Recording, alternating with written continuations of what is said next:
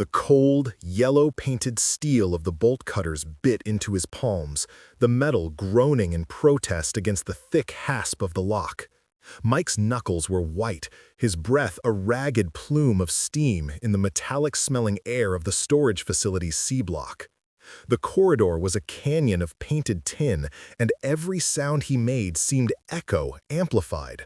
Behind him, parked just outside the no-parking zone, the engine of his 20-year-old Subaru ticked as it cooled, a tiny, metallic ping, ping, ping that sounded like a failing heart. Inside, a small, rattling cough from the passenger seat was a quiet punctuation to his desperation. His daughter, Lily. She was 7. She was everything. And he'd just spent their last $348 on this 10 by 15 box of unknown hope. $348. It wasn't just money. It was a tangible thing. It was 10 more fill-ups of the gas tank to keep the heater running at night. It was 4 nights in the cheapest, most flea-bitten motel just to be warm and have a locked door. It was 3 weeks of gas station hot dogs and apple juice.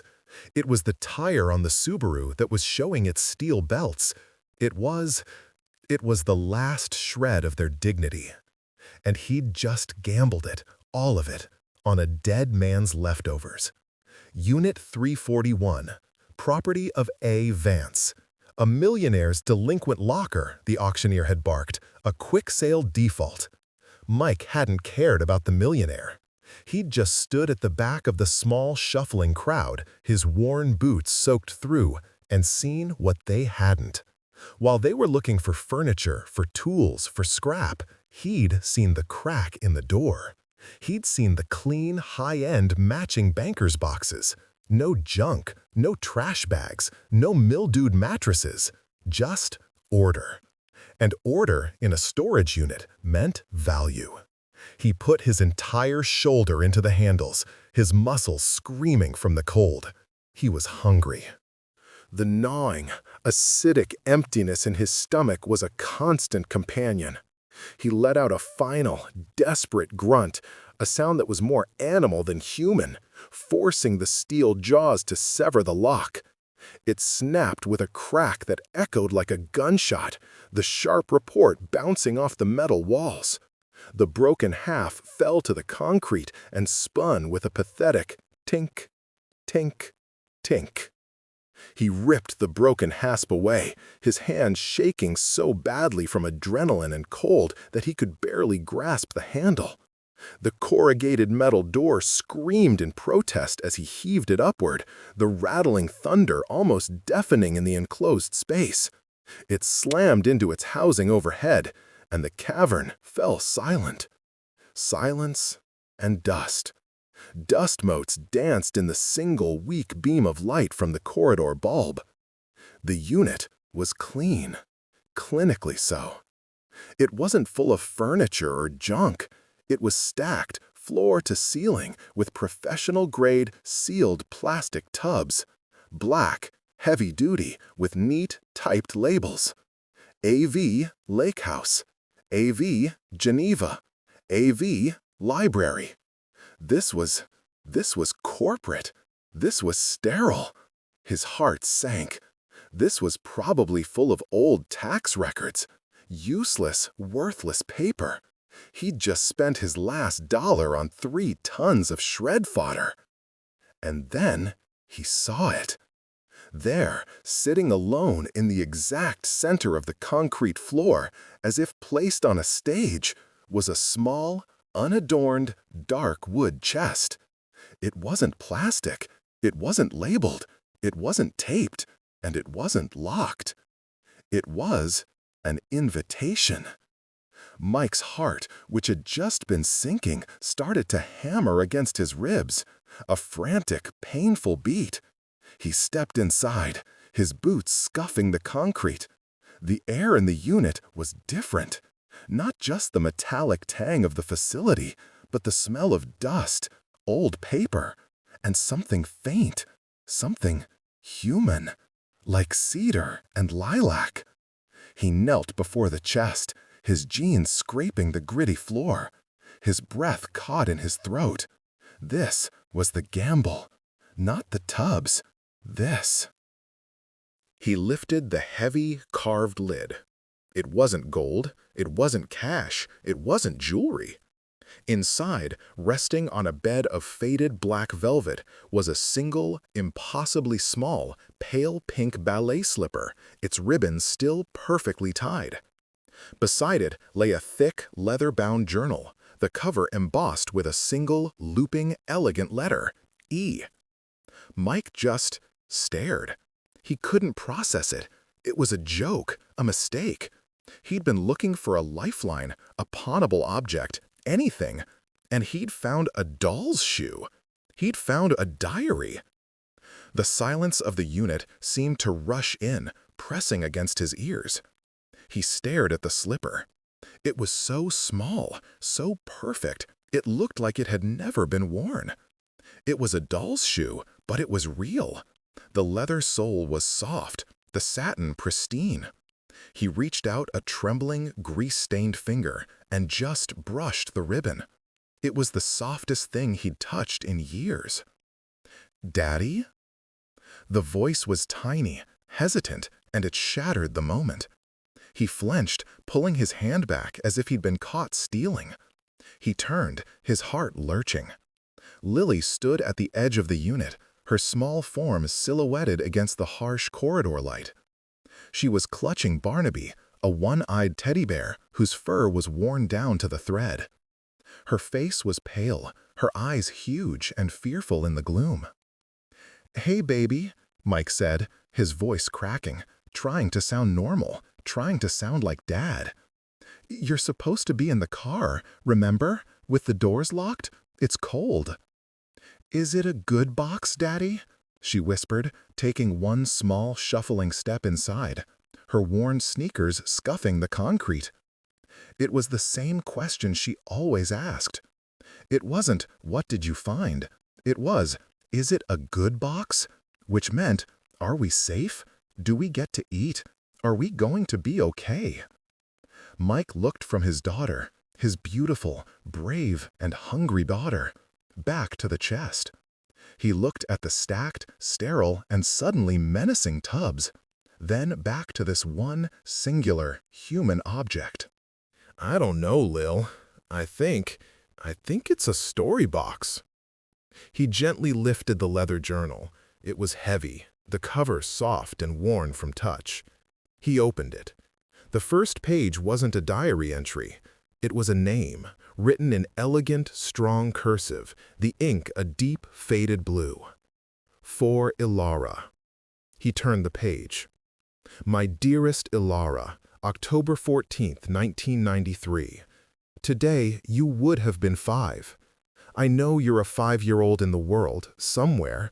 I just don't know where. I saw a little girl in the park today by the plaza, feeding the pigeons with her father.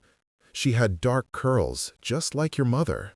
She was wearing a red coat. I had to go back to the office. I couldn't watch. I bought this for you, a music box. It plays Clair de Lune. Your mother loved the moon. I hope wherever you are dancing. I hope you are loved. A." Mike's stomach clenched. This wasn't a Millionaire's toy box. It was a shrine. He quickly shut the journal, the weight of it suddenly unbearable. He felt dirty. He felt like a grave robber. "What is it?" Lily asked, creeping closer, trying to peek into the chest. It's just some old stuff, baby. Nothing we can use." He forced himself to move, to be practical. He grabbed the journal and the small chest. He couldn't leave them here. But the other tubs, they were the money. They had to be. He pulled the door down, the metal screeching, and the darkness inside felt absolute. He snapped the new, cheap padlock he'd bought at the front desk onto the hasp. It looked tiny and foolish, a child's lock on a tomb. He hustled Lily back to the Subaru. The cabin of the car was their home, and it smelled of them, Stale fries, damp upholstery, and the faint, sweet smell of Lily's apple-scented shampoo from the last time they'd used a shelter, 2 weeks ago. "Buckle up, Bug," he said, his voice tight. "Where are we going?" "To our spot," he said, "the Walmart parking lot. The one on the edge of town, near the highway, where the 24-hour light was dimmest and the overnight truckers didn't bother anyone. It was their safest bedroom." He drove, the small wooden chest on the passenger floor, the journal on his lap. He could feel the raised letter E under his palm as he gripped the wheel. $348. He'd spent it all on a dead man's grief. They parked in the far corner of the lot, nestled between a massive RV and the garden center's fence. The store's lights cast a sickly yellow-green glow. Lily was asleep within minutes, her small body curled into a ball in the passenger seat, Barnaby clutched to her chest. Her breath fogged the cold glass. Mike watched her for a long, quiet moment. He saw the faint blue shadows under her eyes, the chapped skin on her lips. This wasn't a life. This was just surviving. He'd been a good dad once. He'd been a carpenter. He'd had a small house, a workshop filled with the sweet, sharp smell of sawdust. He'd had Sarah. He could still see her, clear as day, laughing in their kitchen, her hair smelling like the flowers she kept on the windowsill. Then the sickness. It wasn't a flood like people said. It was a slow, agonizing leak. First, it took their savings, then the 401k, then the second mortgage on the house. He remembered the day he sold his grandfather's table saw, the one that had started his business. He'd told Sarah it was to pay for a new treatment. He'd used it to pay the electric bill.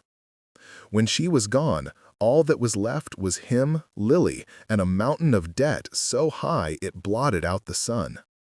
He'd worked, of course, odd jobs, cash labor, but without a permanent address, without a phone that was always on, without clean clothes, the work dried up. The Subaru, the last thing they couldn't take from him, became their home 6 months ago. He looked down at the journal. His hands were shaking again. He opened it, using the dim light from the dashboard. He had to know. My dearest Alara, February 8th, 1996. I sold the company today. The one your grandfather built. My sister, Diana, says I'm a fool. She says I'm sentimental. She doesn't understand. The money, it's just paper. It can't buy back a single day. I saw a pair of ballet slippers in a shop window on 57th Street, the exact color of the first dress I ever bought your mother. I bought them. They're in the chest. I hope you like them. A. Mike's throat was thick.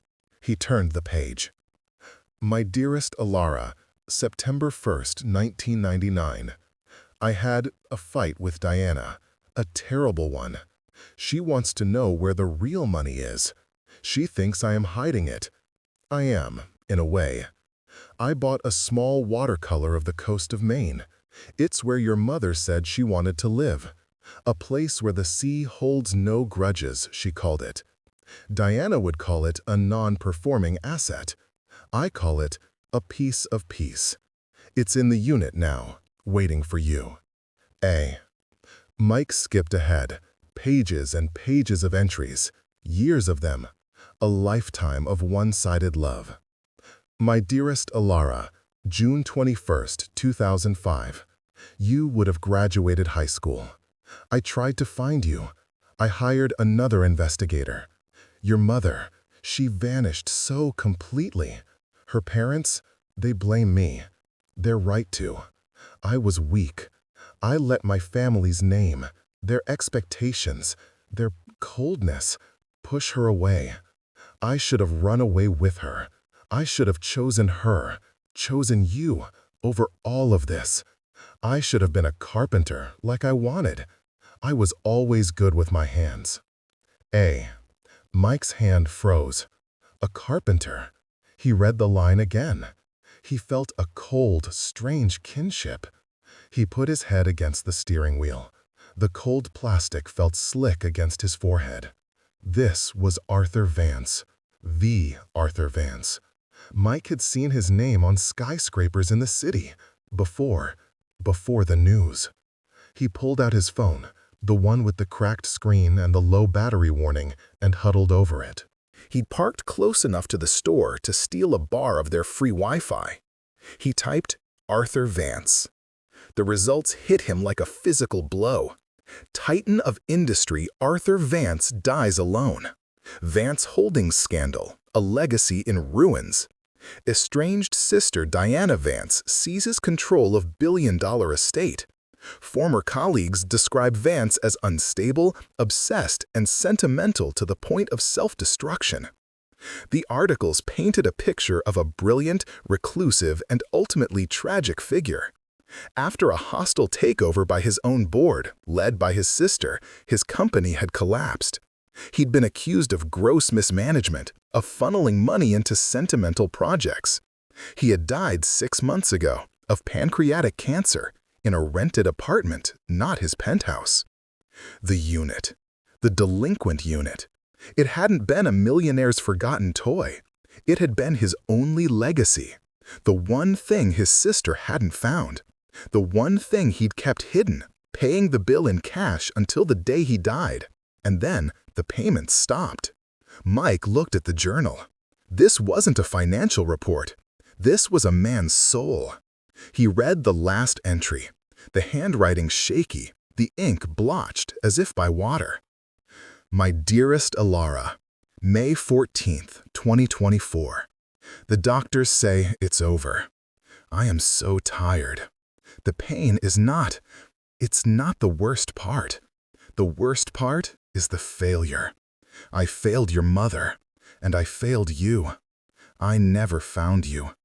This chest, this collection of useless, beautiful things, it's all that's left of me, of the real me. My sister can have the buildings. She can have the stock. It's all poison. But this is my love. I don't know who will find this. A stranger, I suppose. Some person who buys broken dreams at auction. I hope they are kind. I hope they see what it is. It was all for you, Alara. All of it. I'm so sorry. I love you. A. Mike closed the journal. A single hot tear escaped and tracked through the grime on his cheek. He wiped it away, angry and ashamed. He wasn't crying for Arthur Vance. He was crying for himself. He was a father, failing. He was looking at his own ghost. Daddy? Lily was awake, her small, sleepy face peering at him. Are you sad? He turned to her, forcing his face into a mask of reassurance. No, baby, no, I was just reading. Go back to sleep. We've got a big day tomorrow. What are we going to do?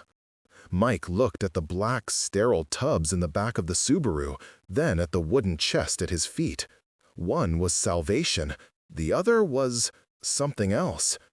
Tomorrow, he said, his voice finding a new, hard edge, we're going to see what Mr. Vance left us. The next morning, the sun did nothing to warm the car. The condensation on the inside of the windows had frozen into intricate lace-like patterns. Mike's back ached from the angle of the driver's seat. Lily was still asleep, her breathing the only sound. Hunger was a physical, clawing thing in Mike's stomach. It was no longer a want, it was a screaming need. The journal, the emotion of last night, felt distant, a luxury. Today was about survival. He drove back to the storage facility. He opened the unit, and this time he wasn't looking for a story. He was looking for a paycheck. He left the wooden chest, the story box, in the car with Lily. "Guard this for me, Bug," he'd said, and she'd nodded, her small face serious as she put her hand on the E. Inside the unit, Mike became a machine. He wasn't Mike the father. He was Mike the salvager. He pulled down the first tub labeled AV, Geneva. It was heavy. He had to fight with the airtight seal, his cold-numbed fingers fumbling. It finally popped with a whoosh of vacuum-sealed air. He lifted the lid. His breath hitched. It was full of watches. Not cheap watches, not plastic tubs of junk. These were heavy, intricate, nestled in velvet-lined trays. He didn't know brands, but he saw names etched in the faces. Patek Philippe, Audemars Piguet, Rolex, Vacheron Constantin, dozens of them. Each one looked like it was worth more than his car, his old house, his whole life. His hands were shaking so hard he almost dropped one. This was it. This was the moment. This was the lottery ticket. He saw in a flash an apartment, a house. He saw Lily in a new coat with a backpack for a school she could finally attend. He saw food, a mountain of it. He slammed the lid shut. His heart was a trapped bird in his chest. He grabbed another tub. AV, library. It was full of rare books, leather-bound first editions. The Great Gatsby, Moby Dick. He could smell the money. He could taste the food. He went back to the watches. He pulled out a heavy gold one. It felt obscene in his calloused hand, warm and heavy as a living thing. He pulled out another, one with diamonds around the face. He laid them on top of the tub. Just one of these could fix everything. He grabbed the first one, the heavy gold one. He grabbed one book. He shut the unit, his movements quick and furtive. "Okay, Lil," he said, jumping back into the car, his voice strained. "Change of plans." He drove to the other side of town, to the part of the city he never visited, the part with gleaming glass buildings and valets. Every cop car he passed made his stomach clench. He wasn't a thief. He'd bought the unit. It was his, but it felt stolen. He parked on the street, put 4 quarters in the meter, his last 4 quarters, and looked at a sign. Barclay's Fine Jewelers and Antiques. "Stay in the car, Lily. Lock the doors. Don't open for anyone. I will be right back." "Where are you going, Daddy?" "I'm going to sell a story," he said. He walked in. The air was warm and smelled of lemon oil and old money. The silence was absolute. A thin man in a perfect suit looked up from a glass case, his eyes flicking over Mike's worn jacket, his muddy boots, and his 3-day beard. The man's face settled into a mask of polite disdain. "Can I help you?" the man said, his voice implying the answer was no. I have something you might want to buy," Mike stammered, his hand going to his pocket. "We don't buy items from the street," the man sniffed. "Perhaps the pawn shop on 8th? Mike almost turned and left, but then he felt the journal in his other pocket, the one he'd brought with him. He felt the E, and he felt the hunger. It was my grandfather's," Mike lied. The lie tasted like ash. He pulled out the heavy gold watch. The man's eyes widened, just a fraction. The disdain didn't vanish. It was just hidden, replaced by a sharp, predatory focus. "May I?" he breathed. He slipped on a jeweler's loop, a contraption that made him look like some kind of cyborg insect. He took the watch. He turned it over. He opened the back with a tiny, specialized tool. The silence in the shop was deafening, broken only by the man's quiet, controlled breathing. "This," the man said, his voice a reverent whisper, "is a 1953 Patek Philippe perpetual calendar. It is exquisite." He looked up at Mike, his eyes recalculating everything. "Where did you say you got this?" "My grandfather," Mike repeated, his jaw tight. Is it worth anything?" The man smiled, a thin, reptilian movement of his lips. "It's worth something. These old pieces are hard to move. The market is fickle." He tapped his fingers on the glass. "I could, perhaps, offer you $20,000, cash, as is." Mike's world tilted. $20,000? He saw it all in a flash. An apartment, a real, warm apartment with a bed for Lily, a car that started every time, a refrigerator full of food. He saw new clothes for Lily, a backpack for school. He saw a life. It was right there on the glass countertop. 20, Mike whispered. The man nodded, sensing the kill. "It's a very fair offer for such a complicated item. One without papers, you understand." Mike's hand was on the journal, still in his jacket pocket. He felt the E. "My dearest Alara, I hope, wherever you are dancing." He saw Lily, in the car, guarding a dead man's love. He saw Arthur Vance, dying alone, his only hope that a stranger would be kind. And here he was, in a fancy shop, selling that man's hope to a vulture for $20,000. No. The word was quiet, but it landed in the shop like a brick. The man blinked. I'm sorry?" "No," Mike said, louder this time. His spine straightened. The hunger, the cold, the fear, it all evaporated, replaced by a sudden, burning clarity. "It's not for sale." "Sir, I assure you, 20,000. The man was already reaching under the counter, likely for a cash box. "It's not for sale," Mike repeated. He held out his hand. "Give it back." "I would strongly advise you to reconsider," the man said, his voice turning hard. "You will not get a better offer. Not for an item of questionable provenance. Not in cash. Give it back." The man's face darkened, but he saw the look in Mike's eyes. This wasn't a negotiation. He reluctantly, angrily, slid the watch back across the glass. Mike picked it up, the gold warm from the man's hand.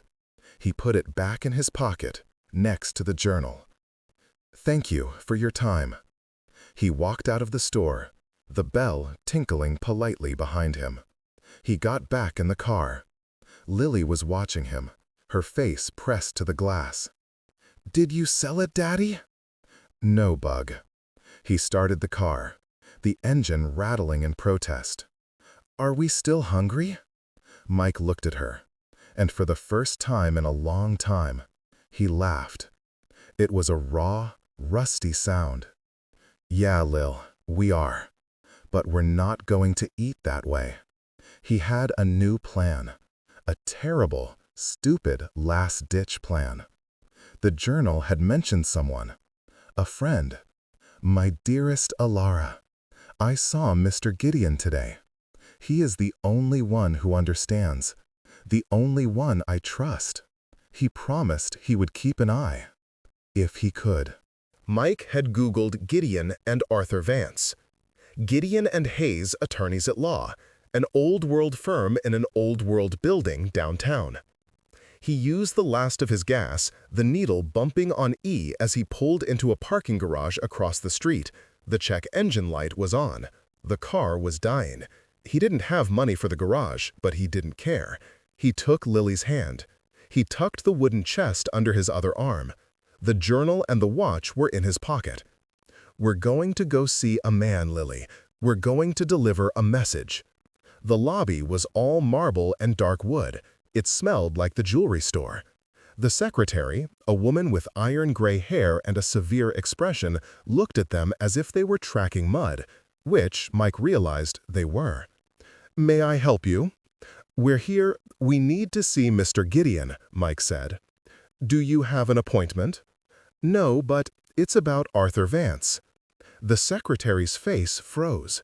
It was a flicker, so fast he almost missed it, but it was there. A flash of pain? No, anger. I'm sorry, she said, her voice softer but her eyes hard.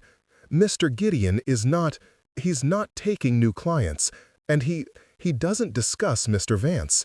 That part of his life is over. Please, Mike said. He was tired, he was hungry, he was done. He could feel Lily trembling beside him. Please, just tell him, we have Ellora's box. The secretary's hand, which had been reaching for a security button, stopped.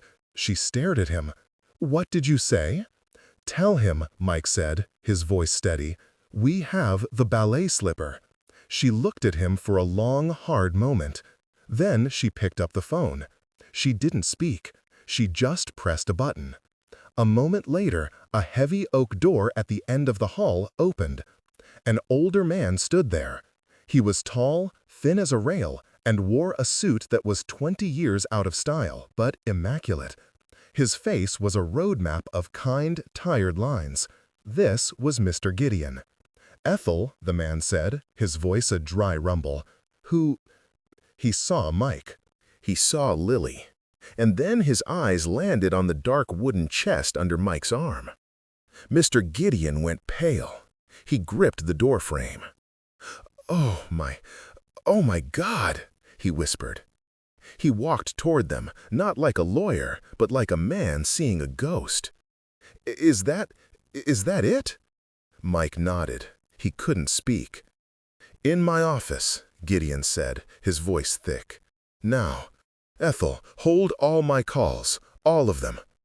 The office was filled with books, floor to ceiling. A large dark wood desk sat in front of a window overlooking the city. But it wasn't a sterile modern view. It was an old, beautiful view. On the wall were photos. Photos of a younger Arthur Vance on a boat, laughing, his arm around a beautiful woman with dark curly hair. Sit, Gideon said, ushering them to a soft leather couch. He ran a hand over his face. I apologize. I thought Diana had... She's a piece of work, that one. She told me she had liquidated everything, all of his personal effects. She missed a unit, Mike said. He placed the chest on the coffee table. Gideon looked at it, his eyes filling with tears. He called this his ark, his covenant. He showed it to me once, years ago. This is my confessional, Gideon, he said. The only part of me that's real. He looked at Mike, his eyes sharp but kind.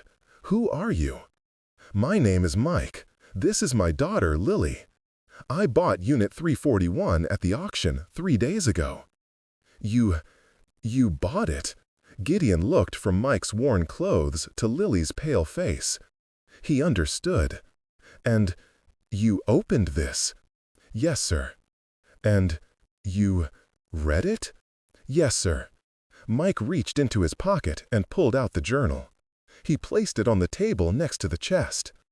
Gideon put his hand on the cover, his fingers tracing the E. He was weeping, silent tears running down his face.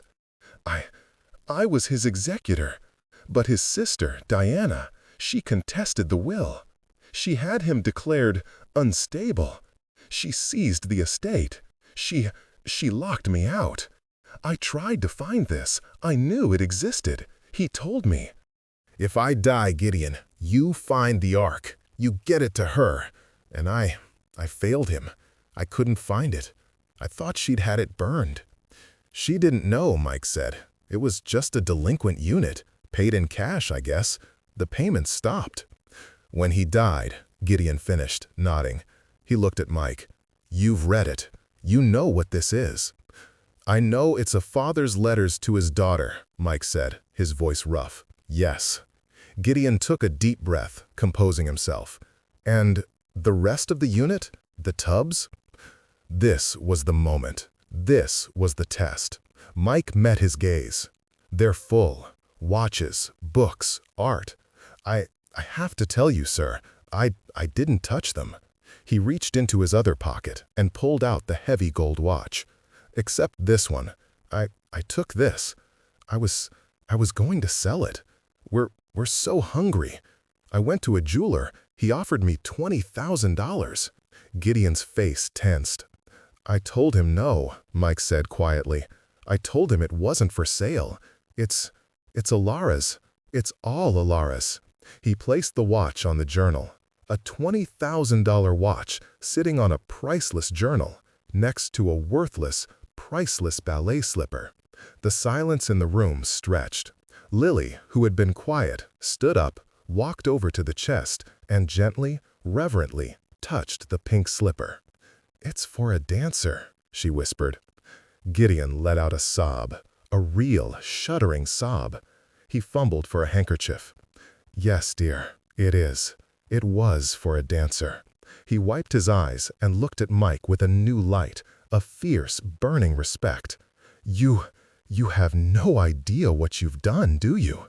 I just wanted to bring you the box, sir." Arthur knew his sister. He knew she was rapacious. He set a trap, a test. We argued about it. "It's insane, Arthur," I told him. "You're putting millions of dollars in an unlocked box and hoping a stranger does the right thing?" And he smiled. He said, "It's a test of a man's soul, Gideon. If no one passes, well, then Diana deserves the poison." He put a clause in his original will, a copy of which, Gideon said, tapping his desk, I have right here. The one Diana thought she had invalidated. He called it his integrity provision. Gideon stood and walked to a heavy safe behind his desk. He spun a dial, opened it, and pulled out a single thick envelope.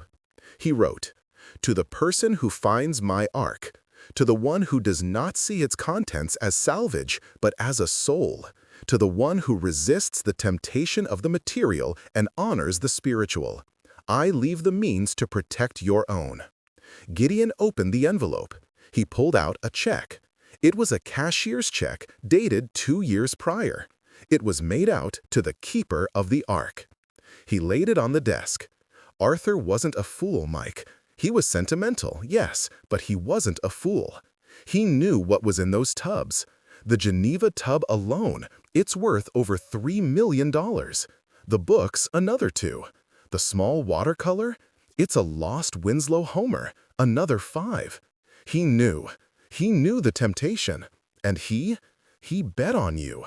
He bet on a stranger's decency. He pushed the check across the desk. It's not $1 million.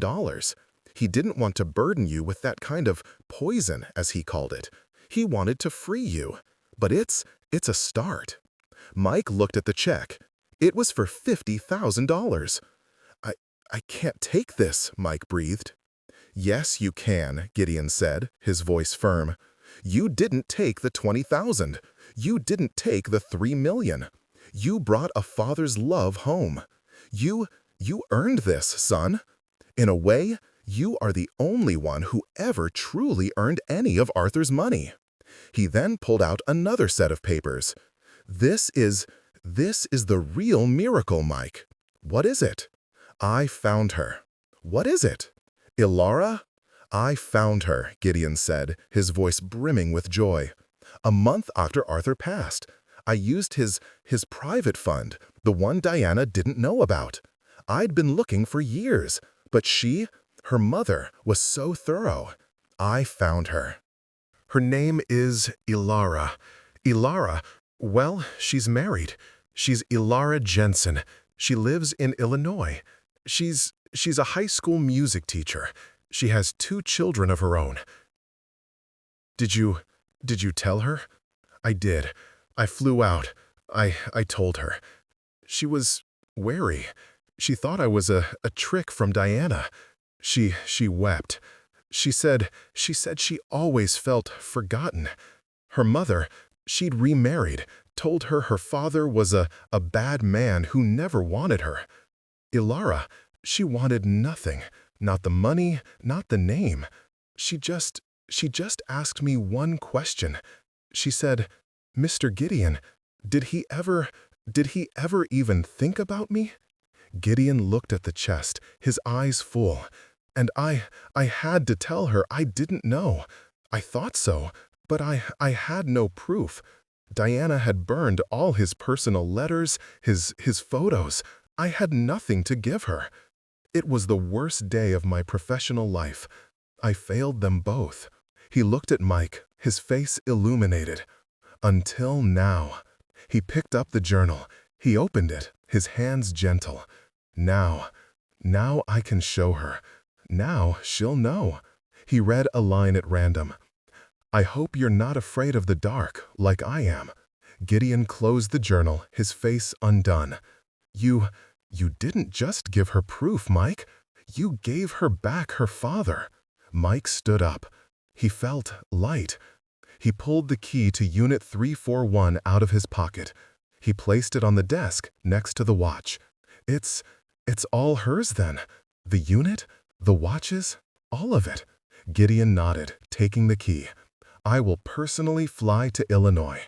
I will give her this chest, this journal, and I will oversee the liquidation of the rest of the unit, and every single penny will go into a trust for her children. You have changed a family's history, Mike. I just delivered a box. You delivered a life, Gideon said. He held out his hand. Mike took it. The lawyer's grip was firm, his hand dry and warm. What will you do now, Mike? Mike looked at the check. $50,000. It was a number so large it was abstract, but he knew exactly what it was. It's a security deposit, Mike said, his voice thick. It's a used car that doesn't rattle. It's a bed for my daughter. Gideon smiled, a real, broad smile that transformed his face. Yes, it is. It's also a job, if you want one. A job?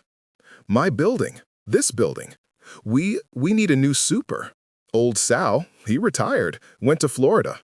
It's not a lot of money, but it comes with a small 2-bedroom apartment on the main floor. Mike's knees buckled. He grabbed the desk to steady himself. An apartment?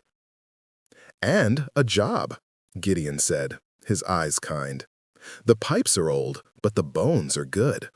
It needs someone good with their hands. Can you fix things, Mike? Mike looked at his calloused, grease-stained hands. The hands that had held the bolt cutters. The hands that had built a home once. The hands that had resisted taking what wasn't his. Yeah, he said, his voice full of a feeling he hadn't felt in years. Yeah, I can fix things. The apartment was on the ground floor, at the back of the building. It was small. It smelled of fresh paint, a pale, clean yellow, and lemon polish. It was empty, but it was theirs. That first night, Mike cashed the check. He paid the deposit, which Gideon had waived, but Mike had insisted. He went to the store. He bought a bed for Lily, a pink and white one with a princess comforter. He bought a new, thick sleeping bag for himself, and he bought groceries. A feast. A rotisserie chicken, a bag of salad, a gallon of milk, a box of cereal, a loaf of bread, a jar of peanut butter, and apples. When he brought it all back, Lily just stared. Is that our kitchen, Daddy? It's our kitchen, Bug. He gave her a bath, a real bath in a real tub, not a wipe down in a truck stop bathroom. He washed her hair, and the smell of apples filled the small, steamy room. He tucked her into her new bed. She was asleep in seconds, clutching Barnaby, a massive smile on her sleeping face. Mike stood in the doorway for a long time, just watching her breathe. He walked to the kitchen and made himself a cup of coffee on a $10 machine. He'd fixed a running toilet in 7B and replaced a light fixture in the lobby. His tools, the ones he'd kept in the Subaru's trunk, were in a clean toolbox by the door. They felt good in his hands. They felt right. He walked to the living room window. It didn't look out on a parking lot. It looked out on a small shared courtyard with a single beautiful oak tree. The sun was just starting to rise, painting the brick of the opposite building a warm, hopeful gold. He wasn't a millionaire. He hadn't found a winning lottery ticket. He'd found something stranger. He'd found a story that he was meant to finish. He'd looked into the void of another man's regret and seen his own reflection, and he'd chosen, for the first time in a long time, to be kind. He hadn't saved Arthur Vance, but Arthur Vance, the millionaire ghost who collected his love in a box, had, in the end, saved him. Mike leaned his forehead against the cool, clean glass of his new window, a hot mug in his hand. He wasn't cold, he wasn't hungry, and for the first time in a very, very long time, he wasn't running. He was home.